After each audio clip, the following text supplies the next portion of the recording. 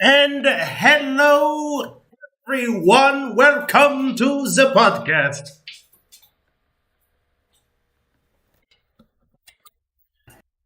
I feel welcomed. One moment. I tried something new. It just doesn't work. I think the lighting of these things are just a pain in the ass. Forgive me, everybody, about the sudden thing.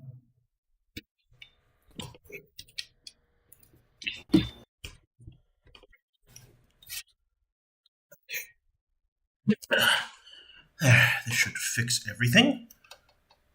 1 second.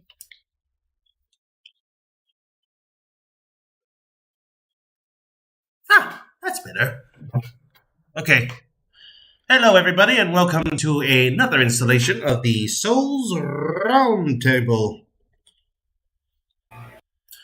I'm your host, the Old Hunter, and these are my two co-hosts. No, I'm the Knight of Green, Soulsborne and Dinosaur person. Working back on my animation Demon Slice about Demon Souls, so yeah, pretty happy about that. And I'm your friendly neighborhood voice actor who does a comic dub series on Dark Souls named War of the Ancient Dragons. It's nice to meet you all. Coincidentally enough, I'm also a voice actor for my friend Binary Rose, who's also doing his own animation on his YouTube. Thought about adding that one. Anyway, welcome again. It's been only a week since our last podcast, hasn't it? My, it's been very quick. Yes, it sure has. And again, it's just, I guess it's just because some interesting news has come about as we've been on this, despite it being a new year. Some interesting news has come out as for the Souls community. Good or bad. Mostly good. Yeah. I have to say, despite it being almost a year since Elden Ring's launch, the game's still getting talked about even to the start of the new year, right, guys? Yeah. Yes, of course. Most Souls games last pretty good while. Even Bloodborne's still being talked about. Yes. Sorry, I've been having a bit of coughing issues for a few days.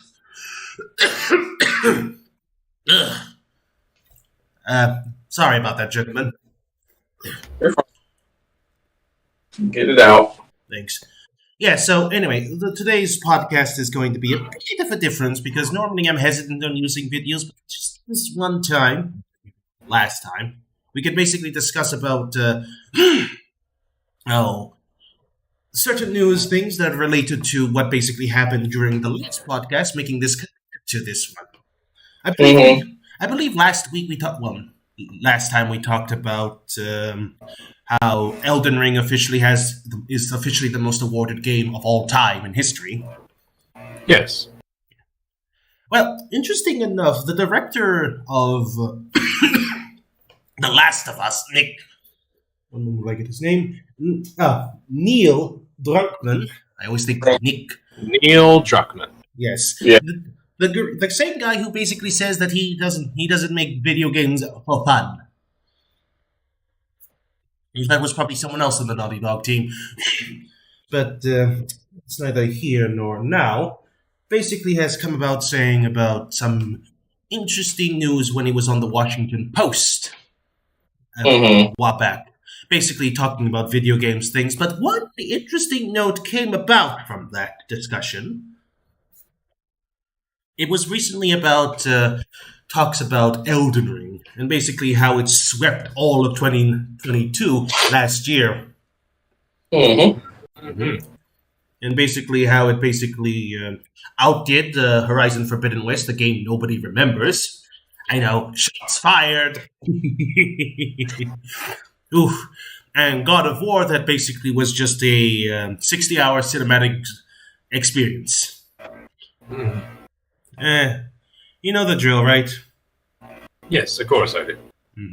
But yes, I was thinking basically we can react to what he basically said, and let's hopefully the Washington Post doesn't decide to basically copyright video.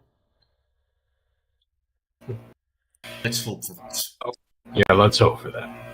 Anyway, you could stream it and go to full page. We could basically watch the full Alrighty then. So here we are. Shall we start from the beginning or just go on right here? Going right there because I had to scan through all that because they don't talk much about Elden Ring before that, but after that they kind of do talk a bit about it. So we will watch that part. All right. You mind going back then? Prince of Going full Persia, like screen? I think All right. Going full screen. Makes my job. Atari Adventure, just like a square moving around, and you're trying to project narrative onto it. Definitely. It's funny. The reason we started to have this conversation is, you put some statements out there about Elden Ring, that just like Twitter does, you've gotten into some heated conversations about it. I do think stuff. Right. So, you just gotta love it, right? Elden Ring is just always the heated conversation for everybody. Especially Sony fanboys, if we almost agree on that one. Yes, exactly. Don't get me wrong, I have a PlayStation. I love my PlayStation 4. But I still play other game consoles. I don't get what fanboys are mad about Elden Ring doing well. I mean, Elden Ring is a descendant from a Sony exclusive title, so I mean. The reason why they're angry is because two of the games that came out this year, first it was Horizon Forbidden West that basically just went under the radar because it was launched the same month as Elden Ring, and we all forgot about how that game failed. Yes. Using little clever word puns. And then basically when God of War came out, everybody was expecting that to be the Elden Ring killer. Fast forward to basically the end of the Game of the Year's award, and basically Elden Ring got, let's face it got a few good awards. Some I disagree with, but others fair enough. But in the end, basically Elden Ring got Game of the Year, and everybody else was salty about it. In fact, there were quite a few YouTubers who were basically streaming it. I believe one YouTuber, I think I talked about him, basically says, let's watch God of War destroy Elden Ring at the Game of the Year awards. Yes. Yeah, he basically had to pull a lot of... But no, okay, I'm trying to figure out, okay, make this make sense. Why are you mad at Elden Ring? Elden Ring descended from a game that was originally a Sony exclusive, A. B, God of War, for as good as it is, went the Souls route in combat. So, make it make sense to me. Your thoughts, Darc? I just think people are just misinterpreting the whole message of this whole situation, because the thing is, regardless of what Elden Ring and God of War are, they both hold positions within Sony and such. But the thing is, even though God of War has more of a say-so within the Sony franchise, I just don't understand why people would be mad at that. But I do understand to a certain extent they want their game to succeed and such. But I don't really I don't really get the hate around Elden Ring and such. Yes, I get it that it may be hard and difficult to play, but that is up for you to decide whether you should put it down or you should continue. It's not the basically game designer's fault for having the specified difficulty, because that's how the game is supposed to be played. And games should be played how the artists and the creators of the game envisioned it. I think it's and they should respect it. I think it's also let's take the fact of how, let's say, Forbidden West and Ragnarok did it. They basically held your hand most of the time when you played your games. Elden Ring doesn't. It just says, "Here is my world," and this basically gives you a slap on the bum on torrent, and basically you're off. Yeah. Yes. And I think it's because this is the whole thing. Whenever you see these people saying about, they never, you know what's the one thing they never, you know what's the one thing they never bring up ever? And what would that be? Gameplay. When they talk about how Forbidden West, Last of Us at this point, and God of War, they always bring out the story, the story, the graphics, the music. But you know what they never bring up? The gameplay. Because they probably know they can't stand on a leg, because either they're not good enough to talk about it, or they know they can't stand on, like, saying it's bad. Those are my two. I remember seeing on Twitter a while back, basically about a guy who was comparing Elden Ring's combat to God of War. And we are all, I really wish I could refine that stupid tweet, but I'll find it again for you guys to react on our free time. So basically, the tweet was saying that, look at Elden Ring's combat and compare to God of War. And exactly when I was seeing the Elden Ring combat, he was purposely doing it badly because I could see at least 5 ways I could counterattack against that one opponent. So basically, he is like, look how bad Elden Ring's combat is, says a person who's not even familiar with it. I mean, I feel like, okay, hold on. This is funny because you can do it with both. Like, say I like play Elden Ring, right, and do all of the like combos and stuff, and then I play God of War just mashing the R2 button, and I'll be like, look how bad God of War combat is. Exactly. Anyway, continue. I think we need to just listen to more. More recently intrigued by stuff like Elden Ring and Inside that doesn't rely as much on traditional narrative to tell its story, and is. Yeah. I think there's some of the best storytelling in The Last of Us. Yes, a lot of it is. Now, here's my complaint. What does he think is traditional narrative and such? Basically, traditional narrative is interpreted by the viewer itself. That is the whole concept. I think the way he means traditional narrative is basically people talking with a lot of cutscenes and a lot of that. You know. Well, that, to an extent, is not traditional narrative. That is an optional, and basically, it may have been normed by I would say the public and such as being traditional, but it's truly not traditional since that is an option by the game creators and the game developers within moving forward and such. Let's face it, I don't think the original Doom ever had original cutscenes. Exactly. The whole point in the original Doom was to kill demons and get to the next checkpoint from point A to point B. And the narrative was, demons bad, I'm an angry space marine, let me just kill all the demons. No additional context on that one. That's technically what I think is would be the more traditional way and such. It's being very simplistic. But I just don't understand why game developers are just trying to like overcomplicate it and basically try to hold your hand and basically if they're just trying to like do something that look at through this specific lens, why don't they just make a movie instead? Mm-hmm. I don't know. Maybe because the story they want to tell is basically more accommodable in a game. But The Last of Us apparently is. I have been getting mixed reviews on The Last of Us TV show. Some people say it's good. Some people say it's bad. It's all over the place with that damn thing. And my suspicions were very much correct that if it was an original movie, it would have been basically mediocre. Apparently, from what some people have told me. So, okay. So my point stands. Any adds-on to that one? I just feel like as if just the game developers here are just like trying to basically restrict the player from having their own fun and own interpretation of a story and such. For an example, the Dark Souls lore, even though it's technically there within the text and the subplots, and whenever you have to go in depth about it and just basically makes you think, there's a lot of YouTubers that take in their own interpretations of that lore. For an example, basically, we had a podcaster on here that thinks that Nito was the main antagonist of the original game. And you know what? All the more power to him. That was basically a great thing, and I was interested in that. The thing and is, others people, I'm sorry. And people always say that Gwen is also basically the main villain in that. And you know what? I can see that through that lens as well. They don't tell you it directly. but Some these people- developers are and such. And basically, if you go against that, then you're basically an ist or an ism and such. And that's just so selfish. I think it's also the issue that I compare this to what Japanese, not saying that Japanese developers are the only ones who did this, but I think because remember that Japanese developers aren't so paranoid they're going to miss something. Let's face it, like, I played a lot of the Yakuza games. I played like 2 of the Yakuza games. I'm going to keep playing more of them if I can get them because, God, they're fun. Yeah, and besides, you can't always 100% a game. That's very unrealistic.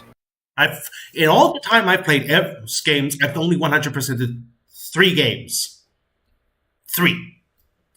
Dark Souls 3, Bloodborne, and Undertale. Those are the only 3 I have ever 100%ed. I was trying. Speak for yourself. Yeah.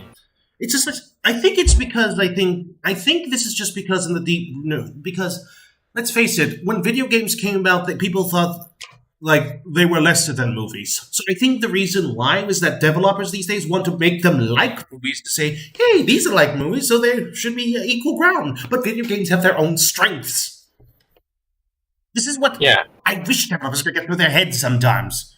Yeah, I mean, the thing is, I don't mind cinematics in movies, but when they make up the majority of the game and such, and they're used like without like any rhythm or basically pacing and such, without a specific purpose, then that's just bothering and distracting and such. Yeah, and now there are some exceptions to this. For an example, a underrated game, Azura's Wrath and such. It basically has beautiful graphics with beautiful cutscenes that basically are, that you can basically like press a single button like as if like Square, and then you have to keep mashing and such, and it shows you different animations, and it basically serves to the plot.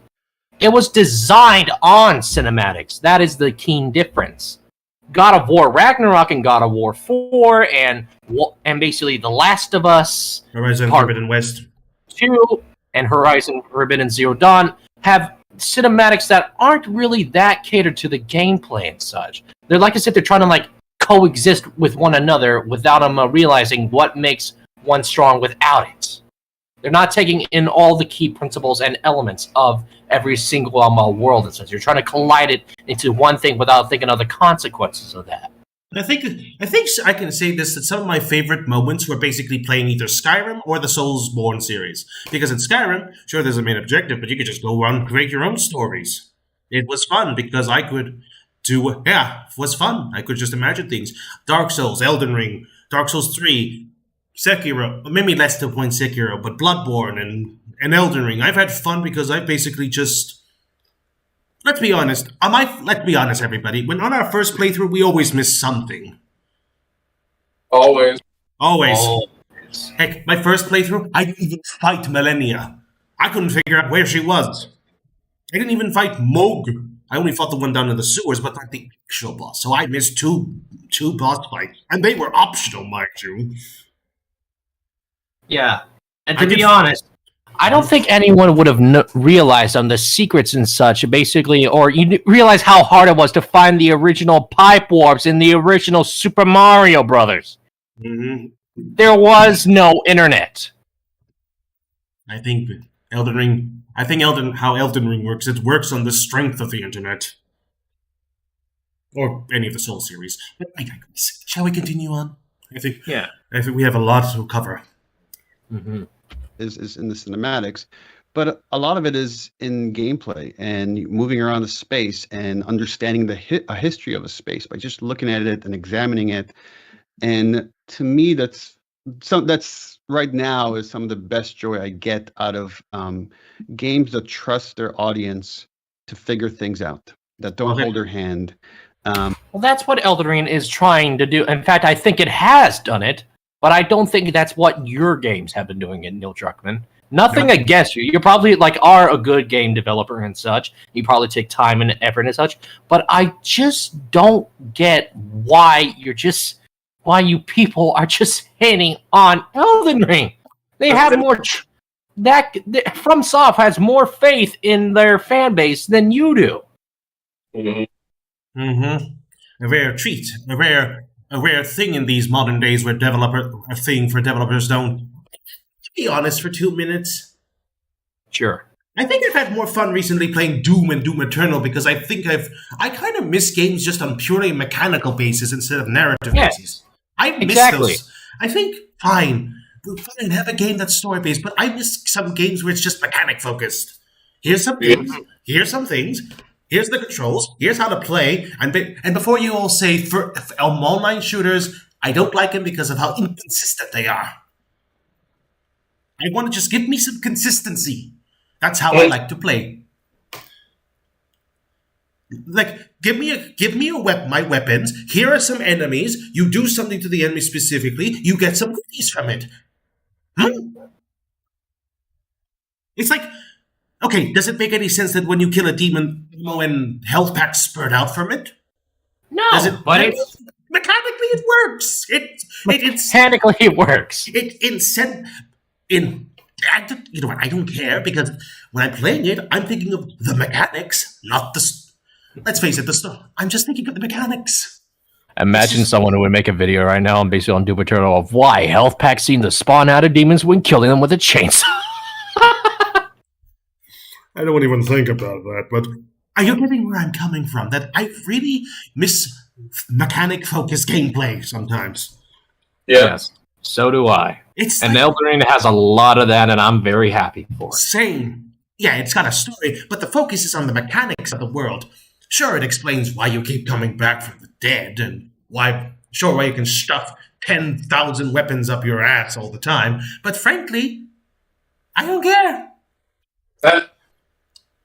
Just, here is the world, here are the mechanics, go nuts! Right. Exactly. Well, let us continue. Yes, continue. I'm a little flustered right now. That's stuff I'm really intrigued by going forward. And again, it doesn't mean we will never have that scene. I think those are pause it. In your toolbox. Pause it. Could you go back a little bit? You were lagging a bit on my end. All right. Okay. That's the stuff I'm really intrigued by going forward. And again, it doesn't mean we will never have dialogue or cutscenes. I think those are tools in your toolbox. Okay. And it's about how to use all these different aspects, some of it from other media, some of it found notes and environmental storytelling. And I think there's a way to push that stuff forward, at least for the kind of games that we make at Naughty Dog. I'm really intrigued. Again, never resting on all. I'm sorry we're keeping pausing and playing, everybody, but he says a lot of things that I want to discuss upon these points. And I know it's dragging the time up, but it's worth discussing, isn't it? Mm-hmm. Yeah. So what are your thoughts? We have now reached Asmongold reacts to levels of reacting to the video. In nature. Anyway, say, any thoughts, guys, on what he just said? Well, I mean, when he is saying yes, I mean, they are used as tools, but a lot of his stuff in games are and such. But I just don't think you need to discredit someone if a game is basically has more use in one tool than the other. That's unrealistic. Mm-hmm. Well, that's very true. Mm-hmm. It's just... Continue on. All right. Laurels and trying something a little bit new, a little bit different that not everyone's going to like, but that's okay. And again, it's stuff that we're working on now. I can tell you that the teams are very excited by the different projects we have at Naughty Dog. Pause it for a second. But that's not going to matter if you inflame your audience for not liking the stuff, even though they want to see it improved and such. That's not going to help. Mm-hmm. This is the issue that these developers are trying...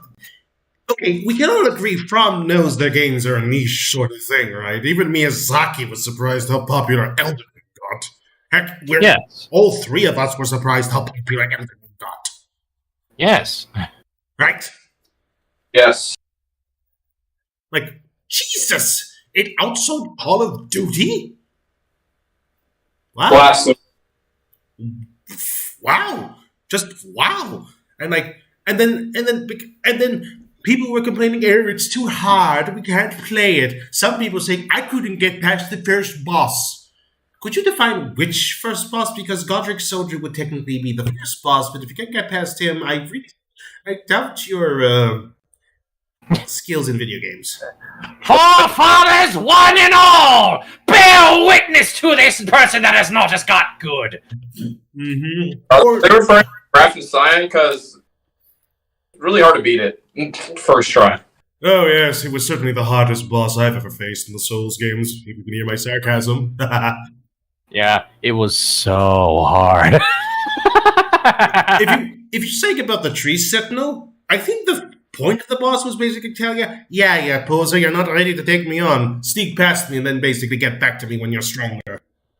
Mm-hmm. No, but people say, well, that's unfair. I can't defeat the first boss. You know that's you're not gonna It's try. not- Go Yeah, on. that's not the first boss. That's not the first boss. You're not just come back when you're stronger, man. It's common sense. The thing is, You don't just keep lifting up a heavy object whenever your bones where you're like, man, I should keep trying to do that. No, you let it heal, you get stronger, then you try to lift it, and then you lift it. If I'm going to be fair, I was kind of the stubborn one where I basically tried to take on Lady Butterfly. This was when I first played Sekiro, at an early level of the game. I was too stubborn on that. Look, unless you know what you're doing, you're gonna die. Yep. I think the whole... oh, come on. I think we have the reason why in the Souls community you always say, you died. It's just commonality in the Souls series at this point. Yeah. Look, death in the Souls games are a learning curve and such. Try to look at it optimistically instead of pessimistically. I think people are like so fixated on just the negativity on being like, oh no, we should basically I just can't find my way of just trying to do this and such. It's too hard. Look at it optimistically. In fact, I'll use a different example from a different medium. You know, in Dragon Ball, Goku is facing all basically these obstacles that are way stronger than him. Mm-hmm. Does he complain that these guys are stronger than him? No. He looks at it optimistically and says, okay, well, I'll just get stronger. And he does. He trains, he gets stronger, and then he beats the obstacle. Or he fuses with Vegeta and they just, smack. But, Yeah, Well, that's Vegeta's true. a whole different other box of vegetables and such. Besides, if you were to test him and such, you'd be like, "Ugh, my pride!" But yes, the point is that I think people... I am getting sick, I honestly am going to bring this up, and but my two co-hosts will agree on me. I'm getting sick and tired of people complaining, oh, Dark Souls and the Souls series should have an easy mode. I'm saying, then honest to God, the Souls games are not meant for you. But I want to get into them. You want to get into them? Then you got to play by its rules, not your own. well, or just some of your friend who beats them, and then literally just solo the game for you. That's always an option. I think people just, I don't know why. People think, but someone's cheating. No, it's easy. You complain you wanted an easy mode. Well, there's your easy mode. Just summon a helper. Besides, you haven't seen cheating in Elden Ring and such. You'll know exactly what cheating is in Elden Ring if you played it. Cheaters, hackers, and basically dropping underwear to basically get people banned. Yeah, besides, the bosses in your game don't auto-hit you and such. They don't like have a fucking rifle and just auto-scope you and such, like through the walls and such. They don't do that. Unless you're Dark Souls 2. Then they do that. Well, that's because Dark Souls 2 is not mechanically well built and such. I think It was just on one key principle and such. Make the game harder, and that was all it, without any fairness. But I will say, in the Scholar of the First Sin, they fixed a lot of it. They fixed a lot. The problems are still a little bit there, just a tiny bit. But they fixed it. I will never forgive the fact that they basically put the A-frames as a state. That's adaptability. Yes! Yeah, that was short. I played the game 3 times without realizing that you gotta level up adaptability, thinking, what?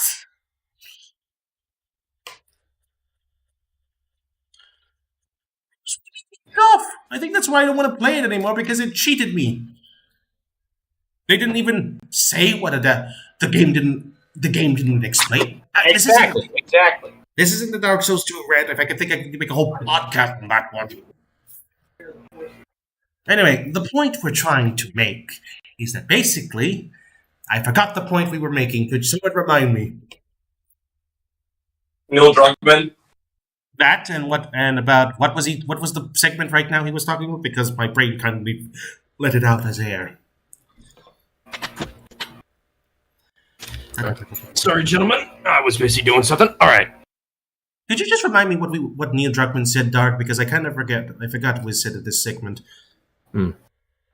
Anyway, I was thinking about it, blah, blah, blah, blah, blah, something about mechanics, blah, blah, blah, blah, blah, something about game developers being so risk-averse these days, about people not seeing everything, blah, blah, blah, blah, blah.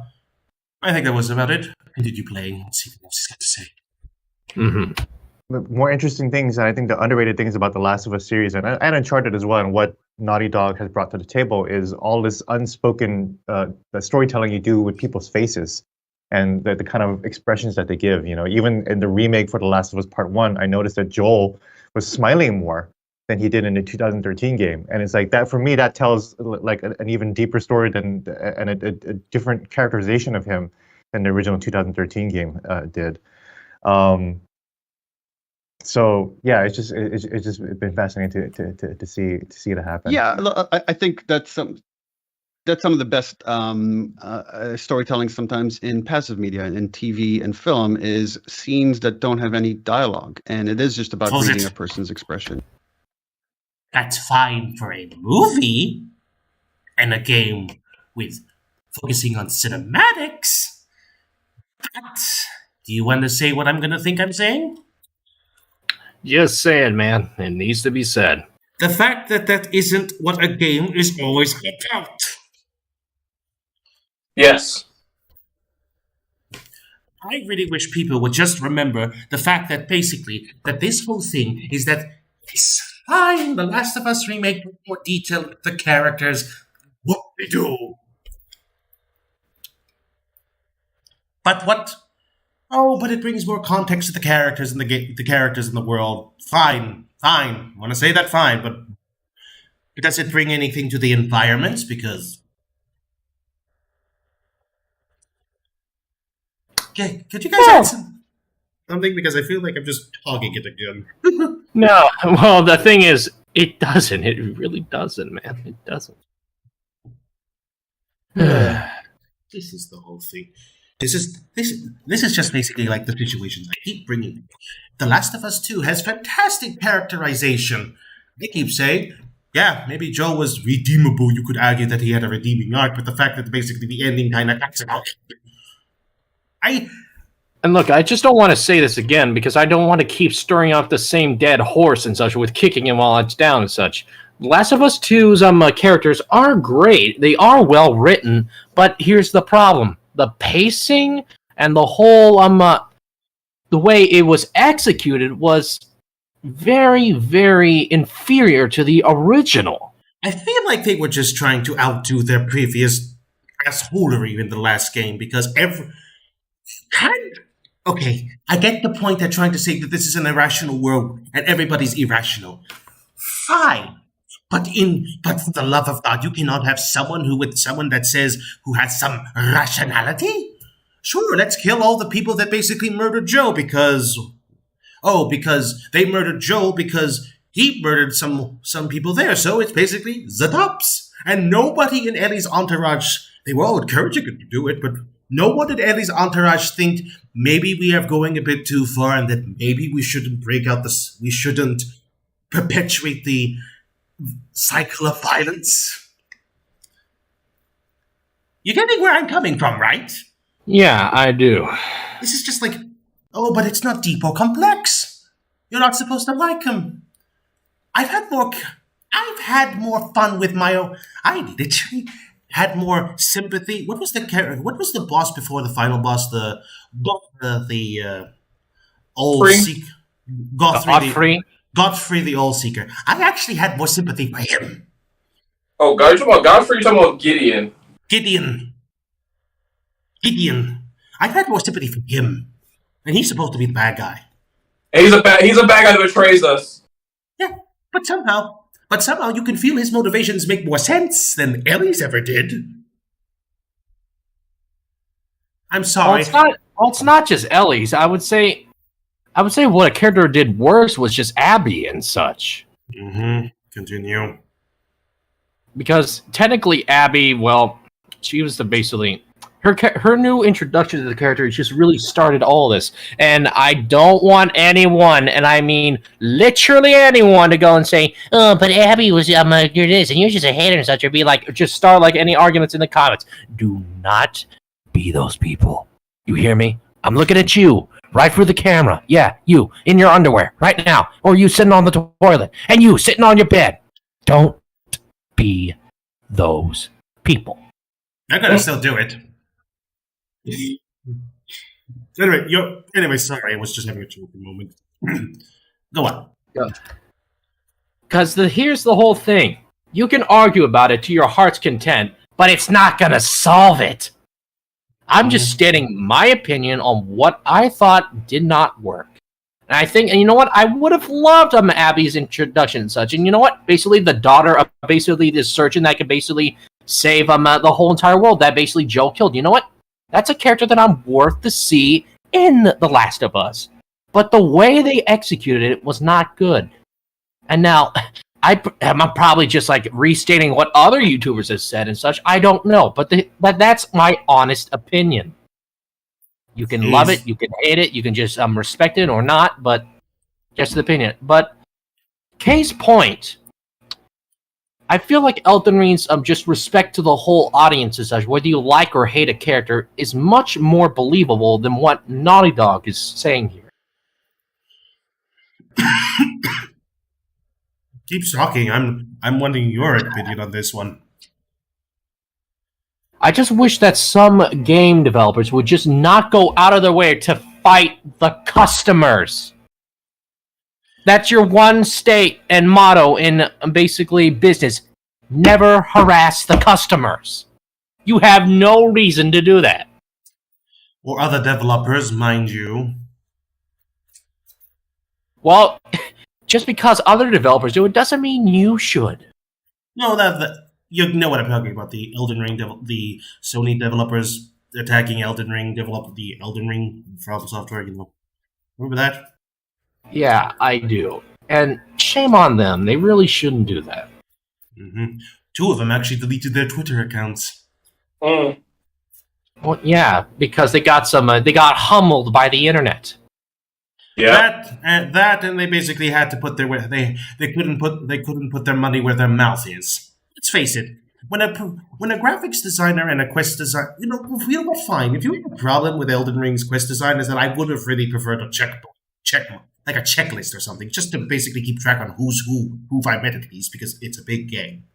But yeah. For example, you could basically say that Elden Ring's design and such is basically god awful, and I wipe it as toilet paper whenever I'm taking a poo in basically the bathroom. Versus, I wasn't technically the biggest fan of Elden Ring, but I am quite new to the whole thing. So I would like some thoughts and opinions on basically what I don't quite understand, but I'm still going to state it. So please don't try to hate and such, and maybe you could basically help me bring some light and knowledge that I am currently lacking. Which one do you hate more? The second. I prefer the first one. But not even that. I'm just trying to state the point that because of how big Elden Ring is, with different characters and all that, it is difficult to keep track of the characters and quest givers at the time.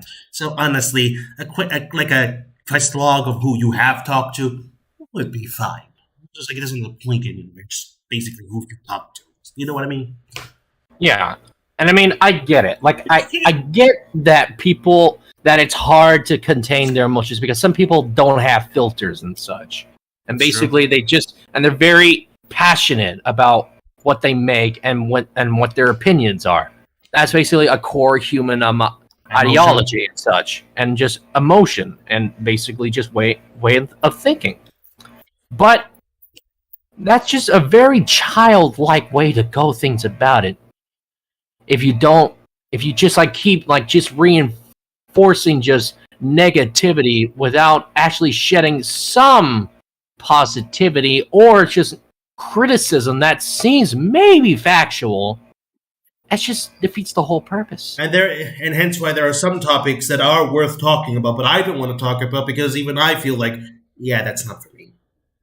Yeah, I will exactly. I will talk about it privately, but but there are some topics I don't want to even touch my podcast. I know what people say. What about the From Software one, where the news article said that From Software's women's were sexist? That was teetering on it, but it wasn't pushing past the line. Plus, it was something I wanted to talk about because it miffed me a little bit. Remember that one? Yes. Yes, I do. And that's all the more power to you, man. All the more power to you. Yeah. Some things I'm willing to talk about like this because it's not so controversial. Other things I don't want to talk about because I don't need the headache. Yeah, because I mean, we live in a day and age that basically, if you say anything that's one controversial to something, you're probably going to get flack for it, even if it's coming from a good or bad place and such. And that's kind of like the double-ended sword of like today's just hold on basically free speech and such. They're forgetting that sometimes hate speech is also another form of free speech. But just having nothing but hate speech is also very bad. I just don't think people have a good balance on criticism or basically identifying and such, or trying to like basically use logic. Moving aside on that one because it's moving along. Sorry, Yeah. Darc. Sorry. That's totally fun. That's totally fun. Yeah, just moving along. Sorry if I'm playing with my cards. I'm just still practicing some and trying to do some magic tricks. So, hence why I'm still practicing with my cards on stream. Plus, it's a good distraction. But nevertheless, we are kind of getting off topic and such because we're just talking about the ideology of free speech right now. So let's just continue on the video. Let's just get on with it because even I don't want to talk about it on this. We can have a discussion. Continue. Yeah. You know, one of the changes that we made for the TV show is we made Sam deaf. And it started from a place of just like, conversation I had with Craig. We're like, what if we could use less dialogue? But then it led to that kind of constraint led to really interesting storytelling decisions that I would say in some ways make that sequence more impactful than it is in the game. At least for me. And I'm very curious to see how other people react to it. Okay. Sure. And then likewise, I think with games, our philosophy at Naughty Dog is usually like if it's an action sequence, it should not be a cutscene. It should be on the stick. If it's something that, again, you want to focus on someone's face, well, that's really hard to do in gameplay. Not impossible, but often you have... Now, you say this, Neil, but only about 35% of this, I believe, while the rest of it, I feel like as if you're just trying to cover something up that's basically controversial. Mm-hmm.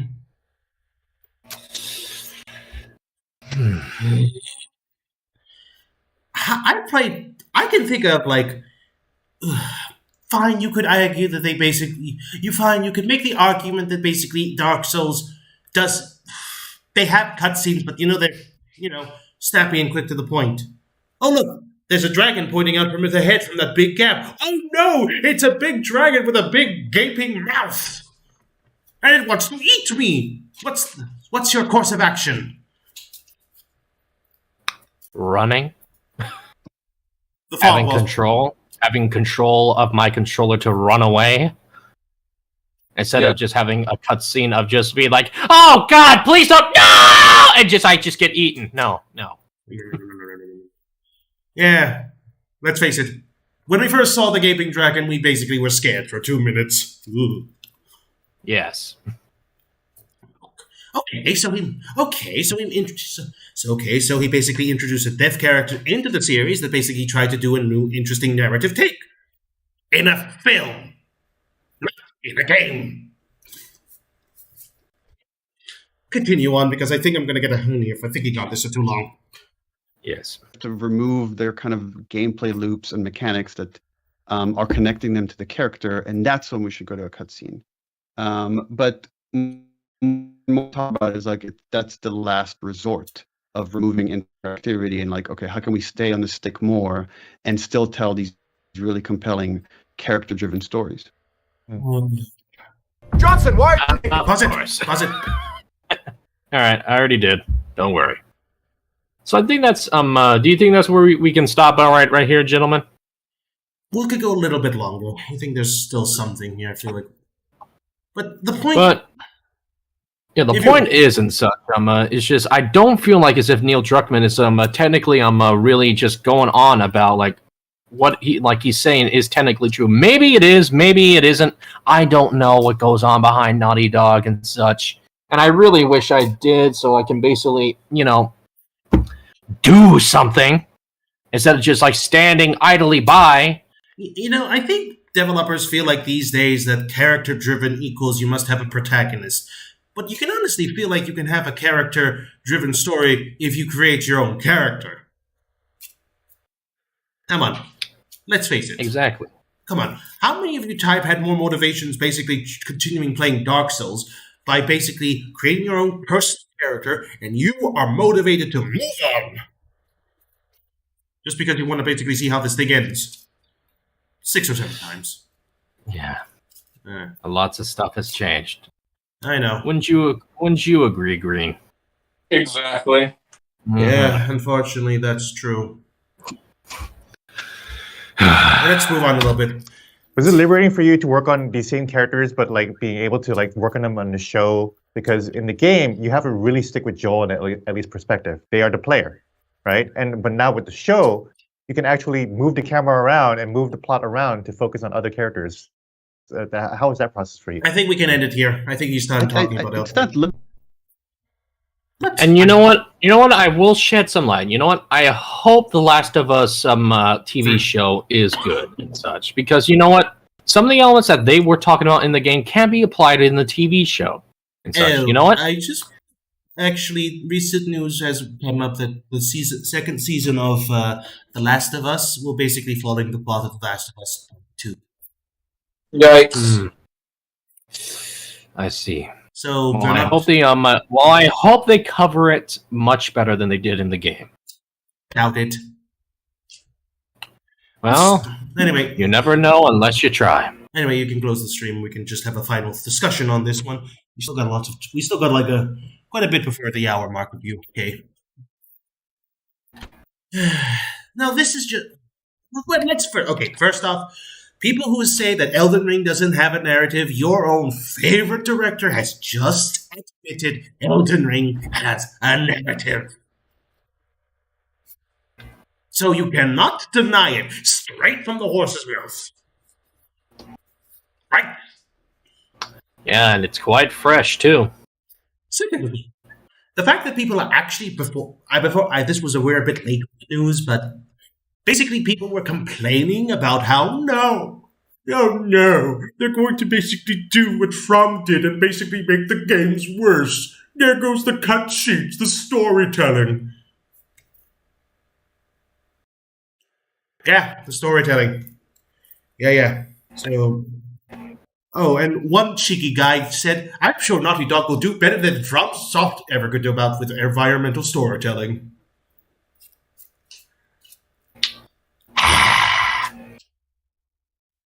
Anybody who thinks that really needs to get their heads out quickly. Yeah, stop trying to act like an ostrich. You're not going to be in a safe space. You're still going to get eaten by reality if you just stick your head in the ground. I know, but the point is I'm going to say is that basically I didn't care much for The Last of Us Part 2. It came out, I didn't like it. Fine. I just wanted to move on. But the fact that people are bringing it up again because Elden Ring outdid it is just infuriating. Well, people want to basically try to find any reason to bring Elden Ring down and such because it breaks the mold technically. It breaks the narrative a trope and such that's been going on around and such in basically modern gaming. And you know what? I don't really see why people need to hate it and such. It's doing something good. Because I get it. Change is scary. It really is scary. I mean, hell, I had to basically change my lifestyle for college and such. You know what? And that's really scary. But you know what it is? Reality and life moving forward is always going to change. It's never going to stop. It's an on-moving train with no destination from point A to point B. That point B is always going to keep moving, and the train is always going to keep moving as as a forward factor because of that. So I don't understand. Your thoughts, Green? I feel like people are trying to cope because they probably, realize that their games are trash that they like, and they see something good, and they have to, was this because if they were, they're going to realize that their stuff is, I don't know if that makes any sense. Let me bring up some old wounds, shall I? Because that's what we're doing for this. Oh boy, alright, ripping off the band-aid on this one. Okay, we have two games. One game that's nearly universal praised, and the other that's basically divided the fan base straight down the middle. Which games am I talking about? Souls 2? Is it The Last of Us Part 1 and 2? Part 2, you were close, and what's the... No, I'm talking about two different games we're currently. So one game is universally praised and beloved by millions of people that came out last year, and the other was a game that came out a couple of years before and basically split the fan base down the middle because some people hated it, some people love it, and there's no one in between. Elden Ring and The Last of Us Part 2.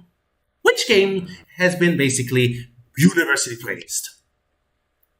Is it Mr. Elden Ring there, Mr. Old Hunter? It is, my darkest boy.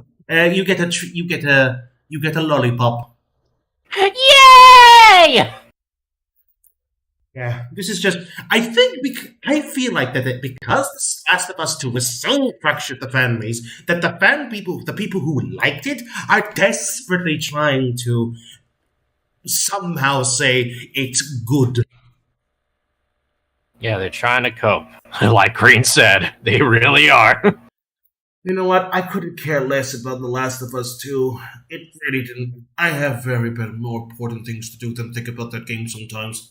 But here I am talking about. It's really sad because I had high expectations for The Last of Us Part 2. You know what? I liked The Last of Us Part 1. I liked it. I really did. I guess to me, it didn't just live up to the praise. And you know what? It's probably, that's probably fine. It can be whatever it wants. But just remember, this is modern gaming. And modern gaming is coming to ruin your favorite franchises. Let's also not forget that basically I can at least name two games in From's repertoire that basically match the hype that they had. Bloodborne and Elden Ring. Dark Souls 3 was also pretty hype, I think. Yeah, it was. I'll admit that. Dark Souls. Well, what about Mr. Sekiro there? Ooh, I always have this hard complaint. Do I count it as a Souls game, or do I not count it as Souls games? I really hate that. But for the sake of basically simplicity, we may have to talk about it later.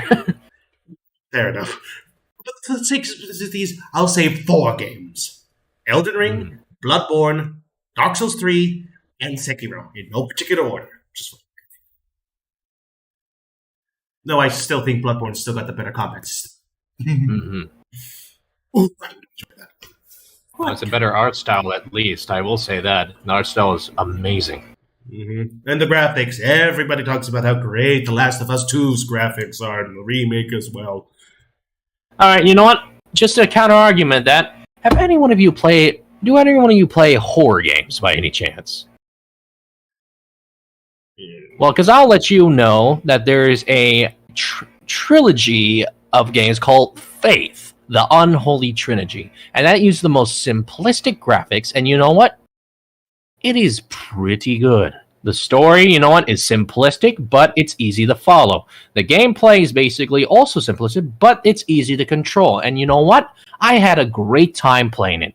And in fact, the graphics look like as if you would see that on an old Commodore 64. Points to those who know what those things are. Wowzers. Wowzers, that's an old game. That's a really old console to reference. Yes. But the thing is, you don't need good graphics to tell or make a good game. And also to counterpoint, have they ever seen some of the screenshots in Elden Ring? Like, scratch that. Even when they're moving, they're still beautiful. Somebody show the slideshow! But as we've always said, we're moving on to a new year, and yet we are talking about basically games that came out years ago because some fanboys just aren't happy about it. Maybe next week we could watch the. You know what? Let's actually, before we end this stream, let's do something a bit positive as a impromptu last minute thing. Look up if there's a new trailer for the Armored Core 6 game. Roger that, sir. I want to at least end on something good for tonight. Agreed, everyone? Yes. Yes, and for the record, no, I did not plan this. This was just impromptu. I think I normally tell my two co-hosts over here to basically what my plans are. And they can vouch for that. Yes. All right, I think we may have to do it for next time because I don't see that much good right now. Yeah. Or at least from what I can see. Oh well. Well, maybe when there's a new trailer out, we could talk about something new. But how about we just watch the original? The first one that came out for the Game Awards. Still could be. All right, sure. We can watch that if you want. We could still break it down. Look cool. And it'll be still something nice to talk about instead of just basically annoying about blimmin'. Yes, exactly. Oh, but pause it. I'm surprised. Go back to where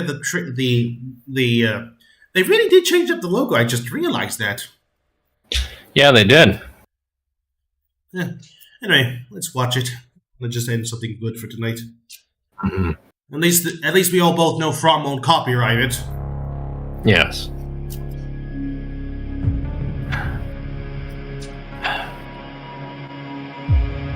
You know what? I will say this. Some of the art style here that's showing in the imagery and such reminds me of one of my favorite animes I used to watch, Neon Genesis Evangelion. You too? Yes. If you think about it, yeah. I was wondering why it looks so familiar. Could you turn it down a little bit? It's a little loud. Sorry, my bad. There we go. Thank you. I was raising my voice subconscious. I was raising the voice. I didn't want No to. problem. Thank you. That's beautiful. I mean, I can tell you this. From Software knows how to make a game beautiful with only using so much for a trailer and such. Using the fewest of words and using little bits of just tiny appetizers of what the game will soon be. That looked like and that's what I love about that. Go back to where that beautiful image was, just a bit before. All right. I mean, look at that. Beautiful. It's beautiful. Beautiful. Mm-hmm. You know, I think looking at this, I think From's done a bit too more inspiration from their Souls games. Feed the Fire. Imagine Armored Core 6 is actually like Dark Souls. Let's watch it before we basically make another prediction, because I am sick and tired of making these stupid predictions and they keep true.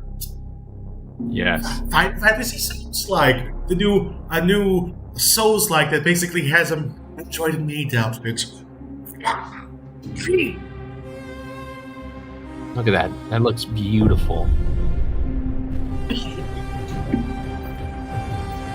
I cannot wait to play this.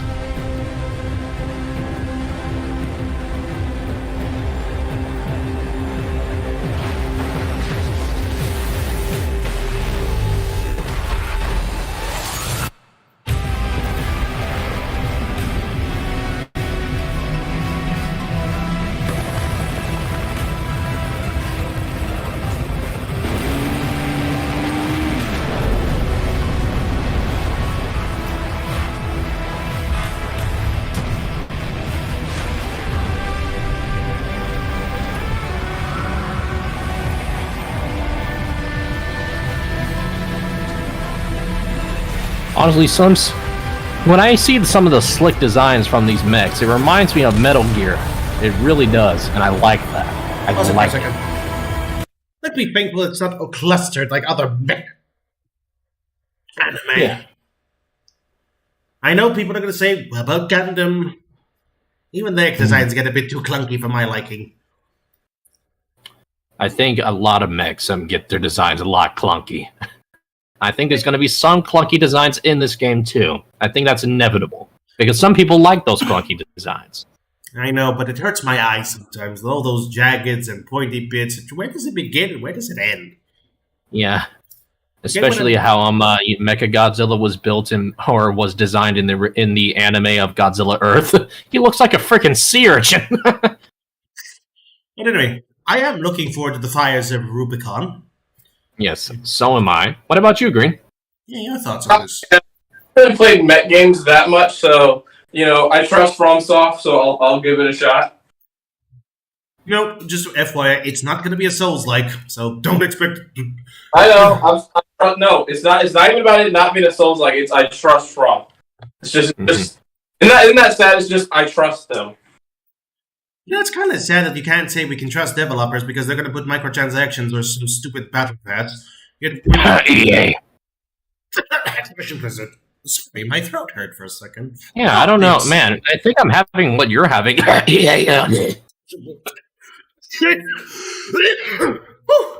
Bad throat. Apologies, gentlemen.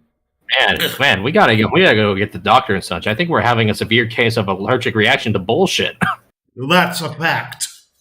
Mm-hmm. The fact that basically we can say that From is the customer.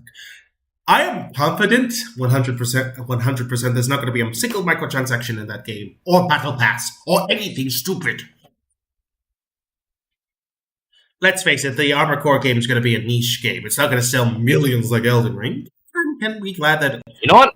I'll be surprised if it does. I'll be actually surprised if it really does. Same here. I will agree with that. But we can put in a note that From is basically taking a break from the Souls-like for a while. After what? 7 games? I think they need a break from it. They earned their right. Not like they didn't earn it. Huh? Yeah, they earned it. Don't say they didn't earn it, considering the fact, come on, after hit after a miss, after hit, I guess with the misses, it's smooth sailing for From.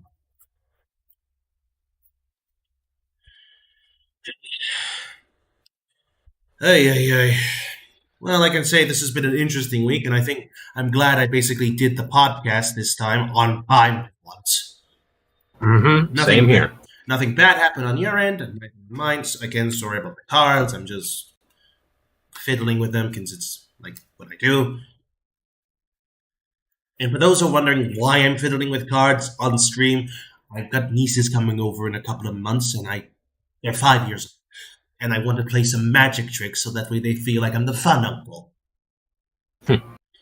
Also, quick FYI, if for the reason why there's no podcast on the March, they're here, and I don't want to basically have the issue where they basically come in case the kids wake up and come in here, and then it's just for my sake, for my privacy as well as theirs. There's a reason I don't post pictures of them on my Twitter.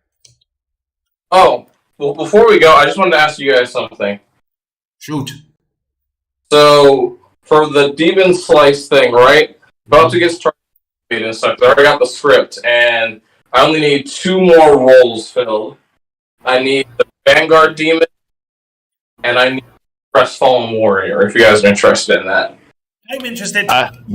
Yeah, so am I. So very much am I. I'm always looking for... Roles I need. After that, the other thing I need do is I need to film a few more choreography things. I'm handing over to the animators. Okay, let me tell you the story with that. I invited them over to my house, and I made them play the original Demon Souls, and I made them feel the experience. So it's like, I'm doing well in this game. Get Vanguarded.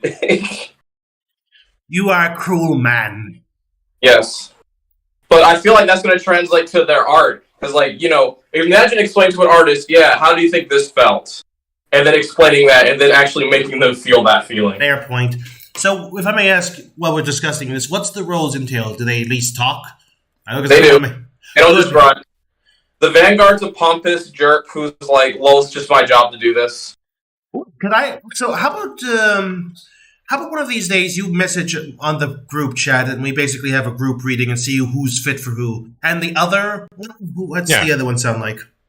Other ones, crestfallen, were basically guys like, oh, it doesn't matter what we do. Life's depressing anyway. Like that type of. I'll take the pompous demon. Dibs on the pompous demon. I don't care what role I can get. It's just as one. It's just a new thing that suits me. I will do it.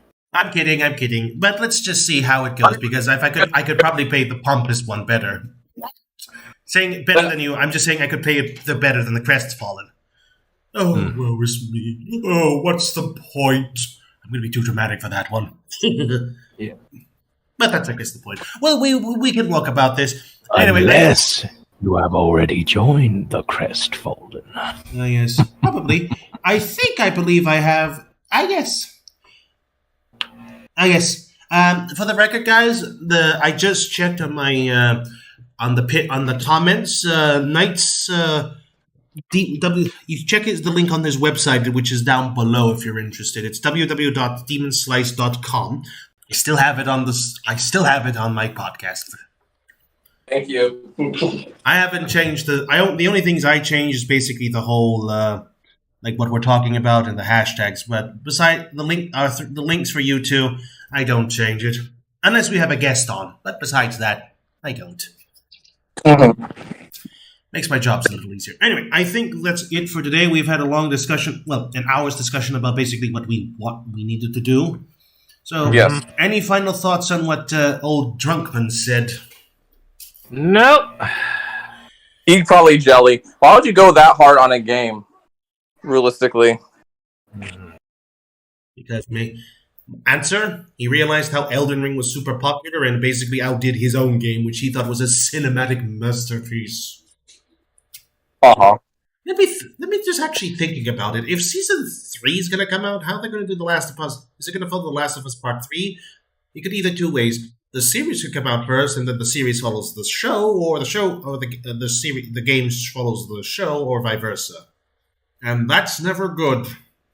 Right? Well, I just pray to God he doesn't screw this up. Knowing the answer, Honestly, all I'm gonna say is, he what's it? You bed, you lie in it type of thing.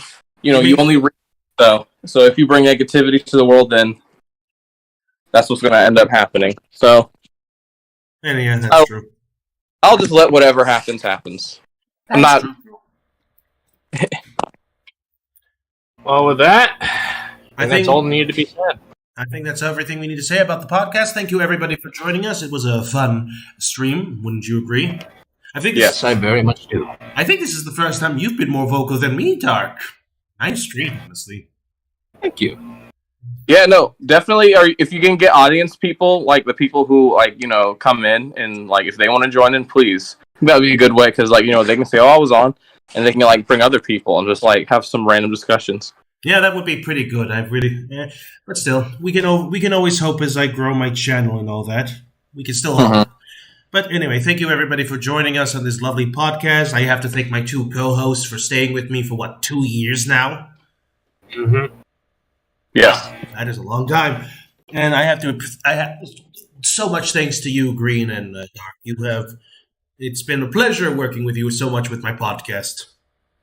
Oh, anytime. Pleasure is all flowers. Thank you so much for being a wonderful host. Oh, thank you. I do question my ability as a host, but thank you for saying that I am a good host. You're fine. You do your job well. That's You're all. Better of a host than Neil Druckmann is. For the record, he said it, not me. Anyway, I appreciate everybody. Thank you so much. If you like this podcast, like and subscribe. Leave your comments down below on your thoughts on what Neil Druckmann said and your thoughts on the whole the Armored Horse trailer. And if you liked it, follow these two guys. Check out Sir's website. Follow Darc's YouTube and Twitter. Subscribe to mine, as well as follow me on my Twitch channel. I'm currently trying to get back into it again because of some things that happened. But I'm trying to get back onto it. Weekdays will basically stream Overwatch 2, and weekends I'll stream Nier Automata. I didn't stream tonight because podcast, but I digress. Any final thoughts? Nope. All right then.